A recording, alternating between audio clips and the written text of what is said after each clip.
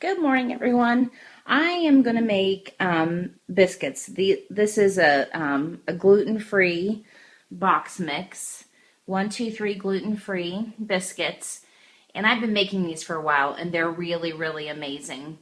Um, our 2-year-old, not recently, maybe 6 months ago, was diagnosed with not being able to eat dairy. So she won't eat biscuits, so I'm not gonna make them gluten-free. Dairy-free. I'm just gonna make them gluten-free. So the point to this is I've been making things gluten-y and dairy-free. And then I recently had a new subscriber that commented in one of my videos saying that her 10-year-old daughter was recently diagnosed needing to be gluten and dairy free. So I thought when I would do some recipes, I've wanted to, and show how you could make them gluten free or dairy free or however you need them to be. So I'm going to show you. Okay, keep in mind I'm making them gluten free, but I'm going to show you how to make them dairy free. Okay, so this recipe calls for, on the back, the mix, and then 6 tablespoons of very cold unsalted butter, unsalted margarine cut into pieces. Okay, so here's my butter, because I'm going to make it with dairy. But I pulled out my Earth Balance. This is soy-free natural butter spread. I get soy-free just because I try and avoid soy. And you could use this as the butter substitute, which we really, really like this. It cooks really well in everything. I guess the only thing I really haven't done with it is like if I made, I haven't really tried it for like a grilled cheese or anything like that because, well, she doesn't really like the dairy-free cheese. She's a picky 2-year-old. She may, when she's older, eat it, but for now, she just has a few things that she really likes. Okay, I'm going on and on. So there's that Earth Balance. And then for my recipe, because I am using dairy, I got this Horizon Organic half and half and heavy whipping cream. But I've checked in the stores and they do carry these two things dairy free. And so then you're also going to need parchment paper. And then one of the things when I first started doing this I didn't think about was I needed some kind of flour besides what's in the mix to roll out the biscuits on. So I've got this brown rice flour by Bob's Red Mill. And then you're going to need a bowl for mixing. The parchment paper is to line, don't know how yucky my sheets are, we can't even see them, to line this. And then you roll them out. I'm going to show you as I go through, but to cut out the rolls or biscuits, I use this glass. It's a perfect size. I like to make mine pretty thick. I think they taste better. But okay, all right. Hope you follow along, and any questions, leave them below. Okay, I'm going to preheat my oven to 375. That's per the directions. Okay, I'm getting my parchment paper ready. I'm using scissors to cut it out, and I kind of just lay a fork on them to keep them together. And I know I just told you I preheated my oven, but I just turned it off because I just remembered that you're supposed to refrigerate this dough. They rise better for half an hour. So I went ahead and turned off my oven. I haven't made these in a while, so... and also want to mention before I forget that these freeze really well if you put them in like a freezer bag or whatever. And they're really nice to pull out when you need something, especially like in the winter if you get snowed in or whatever, and it's nice to be able to pull stuff out of the freezer.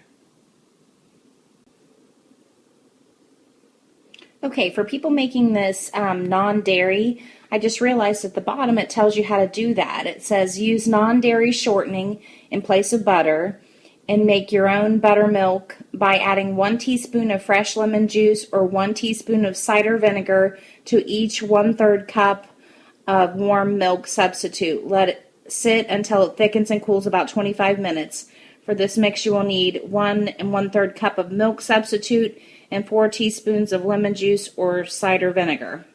That's pretty cool. Just thought I'd point that out. Or, they make what it calls for up here, dairy-free alternatives. Okay, for the next step, it says to place the mix, like this mix right here, in a food processor and add the butter and pulse until a mixture resembles a course meal, which I don't have. I really need to invest in one since I've been making everything from scratch for the last 3 years, pretty much. When you're gluten-free, that's what you end up doing. But I don't have one, but I still make them. So what I do is I just put this in the bowl, and then my butter, which you want it to be really cold, so I just pulled it out of the refrigerator, and I cut it into small pieces, and then I'm going to put this in here, and then I'm going to take, kind of like you do to make a pie crust, I'm going to use 2 knives and then cut it up and mix it all in there. It only takes a few minutes. It's not a big deal. Don't let it keep you from making it if you don't have a food processor.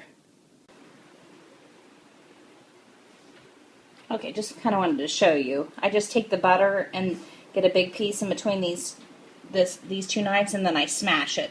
That's how I blend it in, if no one knows what I'm talking about. My grandparents raised me, so we did everything old school.